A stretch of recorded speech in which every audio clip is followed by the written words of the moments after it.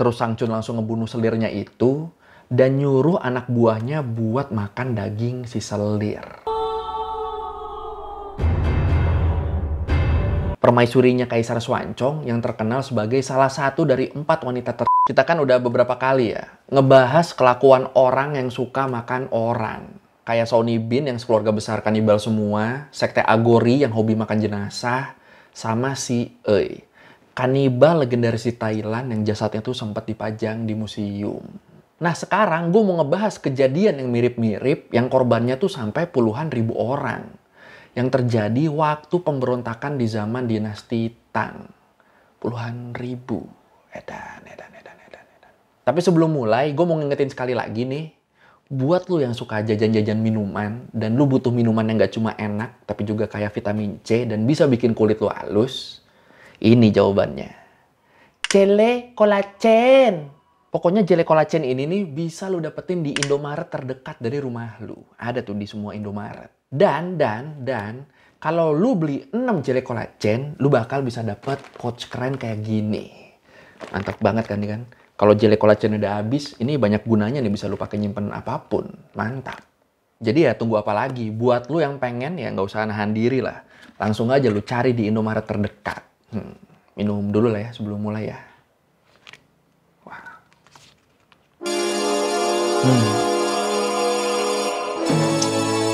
Jele kolagen, aloy ma.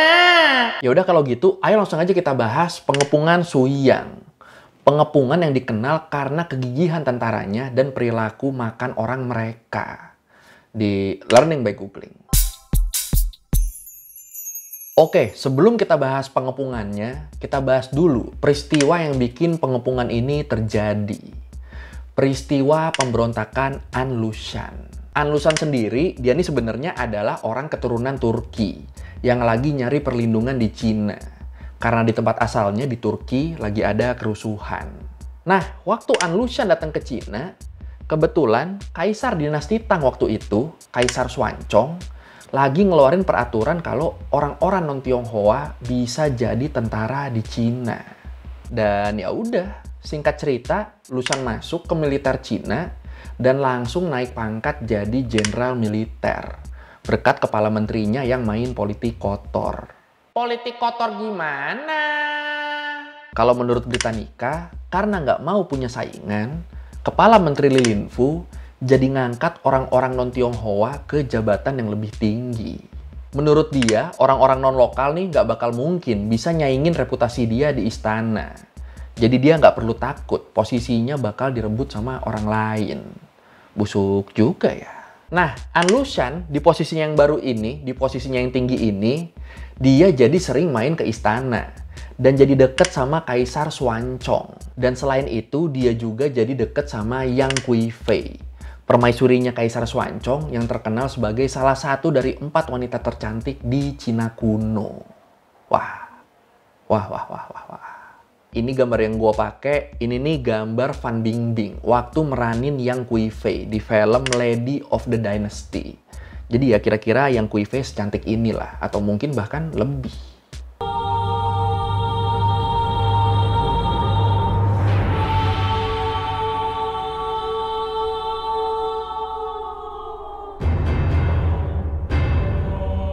Nah, setelah kematian Li Linfu, si kepala menteri busuk tadi, An Lushan jadi diangkat sebagai jenderal paling kuat di kekaisaran. Dan dalam prosesnya, dia rebutan posisi ini sama sepupunya Yang Kuifei, Yang Kuochong. Dan di sini An Lushan yang berhasil ngerebut posisi jenderal ini. Tapi di tahun 755, Lushan malah dituduh mau ngebunuh Yang Kuochong. Dan Lushan di sini ngelawan dengan cara ngerahin tentaranya buat ngeberontak.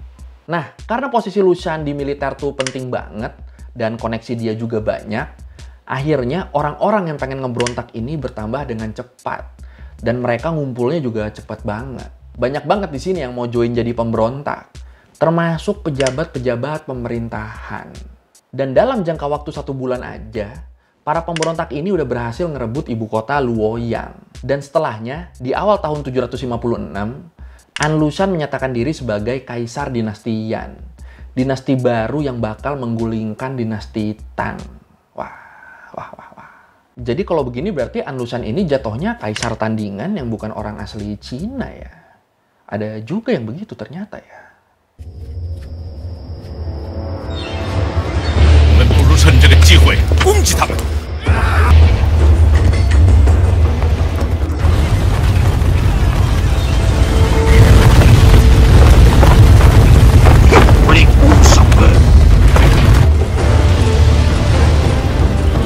Singkat cerita, setahun setelah An Lushan nyatain diri sebagai kaisar, di tahun 757, An Lushan ini dibunuh sama Qasim suruhan anaknya sendiri. Dan di sini, posisi kaisar dinasti Yan jatuh ke tangan An Qingshu, anak sulungnya An Lushan. Wah, bunuh-bunuhan keluarga demi tahta di film-film Cina tuh beneran ada berarti ya? Gila. Dan gak lama abis bokapnya tewas, kaisar baru dinasti Yan, An Qingshu langsung nyuruh Jenderal Yin Cici buat ngepung Suiyang. Dan disinilah cerita yang gila ini dimulai.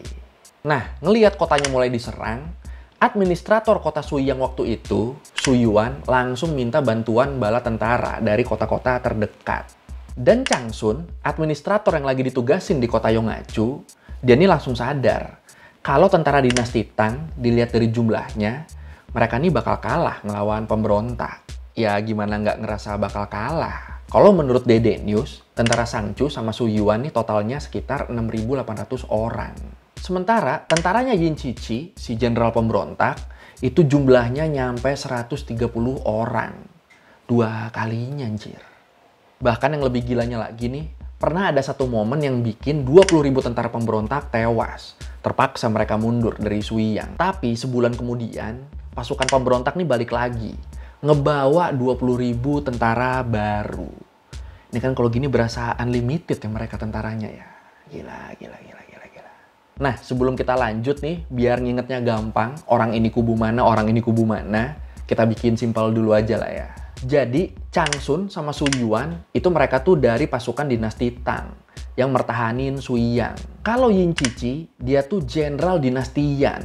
Jenderal pasukan pemberontak yang nyerang Suiyang. Udah cukup 3 nama itu aja yang perlu kita ingat di peristiwa ini. Changsun sama Suiyan yang diserang, yang mertahanin kota Suiyang, ngelawan Yin Cici, pemberontak yang nyerang Suiyang.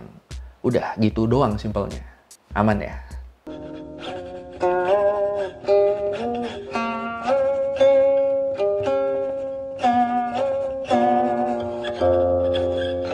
Nah, di momen pasukan pemberontak sempat narik mundur tentaranya tadi, gara-gara ada 20.000 tentaranya yang tewas tadi, di sini Su Yuan, yang emang tugasnya tuh nge-manage logistik, dia nih udah nyiapin persediaan makanan buat 1 tahun di Suiyang. Jadi kalau misalnya Suiyang ini dikepung selama setahun, orang-orang di dalamnya tuh makannya masih tetap aman. Seenggaknya selama setahun ke depan. Harusnya. Masalahnya, setelah sadar kalau stok makanan mereka banyak, Gubernur distrik Suiyang waktu itu malah maksa Su Yuan buat ngebagi-bagiin stok makanannya ke benteng-benteng yang lain. Dan gara-gara itu, stok makanan yang ada di Suiyang nih malah jadi berkurang banget. Jadi cuma nyisa dikit banget. Ini kan gimana ya? Dibilang bodoh ya bodoh. Niatnya baik tapi malah nyusahin diri sendiri. Akhirnya di bulan Juli waktu itu, masyarakat Suiyang nih bener-bener struggle sama makanan. Orang-orang di Suiyang cuma dikasih jatah makan harian yang dikit banget. Kalau mereka mau makan lebih, ya mereka harus ngebunuh serangga atau hewan apapun di sana. Atau minimal nyari tumbuhan yang bisa dimakan lah. Gila. Nah, pasukan pemberontak, di sini mereka nih tahu kalau orang-orang di Suiyang, khususnya para tentaranya, mereka tuh udah pada kelaparan. Dan para pasukan pemberontak nggak mau nyanyain kesempatan ini. Mereka langsung berangkat lagi ke Suiyang. Tapi tetap di sini, waktu diserang, pasukan Suiyang nih masih bisa nahan gempuran pasukan pemberontak. Berkat taktik-taktiknya Shangchun yang emang bagus banget. Karena emang basicnya dia ini ahli strategi kan. Tapi, pas udah masuk ke bulan Agustus, pasukan Suiyang nih udah bener-bener nggak punya hewan atau tumbuhan apapun lagi buat dimakan. Dan yang kampretnya di sini, benteng-benteng di sekitar Suiyang, kota-kota di sekitar Suiyang yang sempat dikasih persediaan makanan tadi sama Suiyang, pas Suiyang kesusahan di sini dan mereka minta tolong, sama kota-kota ini malah nggak ditolong. Wah, kalau menurut Day News, Helan Qinming, gubernur Lin Tuai, salah satu wilayah yang ditolong sama Suyang, malah nawarin utusan Suyang buat gabung sama mereka. Si gubernur janji bakal ngasih pesta makan gede-gedean kalau pasukan ini mau join sama mereka. Anjir, malah mau direbut anjir. Gila. Dan yang lebih gilanya di sini, si pemimpin utusan Suyang ini langsung nolak tawaran mewah ini.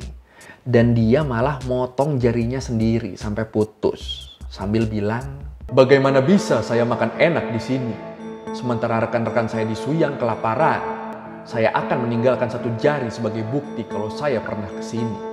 Habis itu si pemimpin pasukan ini sempat ngancurin satu patung Buddha yang ada di kuil sana.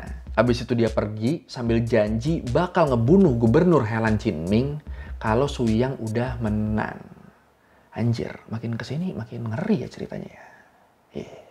张巡的士兵有不少被饿死，而活着的人也是有气无力的。 Akhirnya, selama 10 bulan pengepungan Suyang, total ada 400 pertempuran antara tentara dinasti Tang sama pemberontak Yan.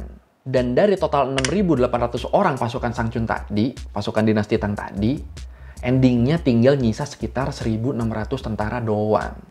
Dan itu pun dengan kondisi mereka kelaparan di Suyang. Kalau menurut Medieval Reporter, pas mereka kelaparan ini, ada momen di mana Yin Cici, si jenderal pasukan pemberontak, nyebarin kabar kalau ibu kota utama kekaisaran udah jatuh. Iya, dia nyebar kabar gini biar tentara dinasti Tang yang bertahan di Suyang tuh pada jiper. Dan bener aja, gara-gara hoax ini, ada 6 orang kapten di Suyang yang minta Shangchun buat nyerah aja. Bener-bener kemakan hoaxnya nih mereka nih. Dan abis dapat request buat nyerah aja dari 6 orang kaptennya tadi, besoknya Shangchun langsung nyuruh baris semua pasukannya. Dan dia sendiri muncul di depan pasukannya sambil ngebawa lukisan Kaisar Xuanzong. Terus di situ Shangchun langsung nyuruh 6 kapten yang mau nyerah tadi buat maju. Dan mereka semua langsung dipenggal di situ, di depan lukisan Kaisar. Ini kan gila ya. Tapi dipercaya ini juga dilakukan buat ngasih efek jerah ke prajurit-prajurit yang lain. Biar mereka nggak kepikiran buat nyerah. Oh, oke. Gue sih kalau jadi prajuritnya langsung jerah sih pasti sih. Menurut catatan sejarah di kitab Lama Tang, karena waktu itu makanan di Suyang ini udah bener-bener nggak ada, akhirnya prajurit dan penduduk di sana masak mayat-mayat orang yang udah gugur duluan. Dimasak sama mereka buat mereka makan. Bahkan Shangchun yang ngebawa selir kesayangannya ke Suyang, langsung narik selirnya itu ke hadapan semua orang. Terus dia bilang, "Karena aku tidak bisa memotong dagingku sendiri untuk memberi makan kalian, bagaimana bisa aku membiarkan wanita ini hidup tapi kalian terabaikan?" Terus Shangchun langsung ngebunuh selirnya itu dan nyuruh anak buahnya buat makan daging si selir. Aduh. Di momen yang sama, Su Yuan, partnernya Shangchun, dia juga ngebunuh para pelayan dan budaknya buat jatah makan militer. Dan dari sini, kanibalisme ini terus berlanjut. Orang-orang di Suyang jadi berburu perempuan buat dimakan. Tua, muda, anak-anak, semua perempuan pokoknya dibunuhin sampai nggak bersisa sama sekali. 张巡做出了一个令人难以置信的举动，他杀死了自己的爱妾来当军粮。屈原见状，也杀死了自己的同仆，供士族充饥。 Nah, setelah perempuan-perempuan di sana udah habis, mereka terus beralih ke ngebunuhin kakek-kakek. Dan kakek-kakek di sana dibunuhin dan dimakan sampai habis juga. Dan setelah kakek-kakek habis, mulai tuh mereka ngebunuhin anak-anak muda yang laki-laki. Gila. Kalau menurut catatan sejarah di kitab Baru Tang, total sekitar 30.000 orang dijadiin makanan di Suyang waktu itu. Dan kalau menurut Sinanius, berdasarkan statistik, disebut sebelum perang tuh ada sekitar 40.000 keluarga yang tinggal di Suyang. Tapi setelah munculnya kelaparan dan banyak orang yang dimakan-makanin, tinggal nyisa sekitar 400 orang doang. Ini kan gila ya. Dari 40.000 keluarga, nyisa 400 orang doang. Dan bener aja, disebut kebanyakan mereka tuh matinya karena kelaparan dan dimakan. Bukan karena serangan pasukan pemberontak. Sakit jir. Nah, karena udah nggak punya tenaga buat ngelawan, Suyang akhirnya jatuh ke tangan dinasti Yan.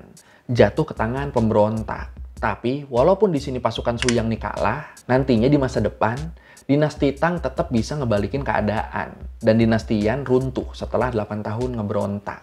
Tapi itu nantinya setelah kekalahan ini.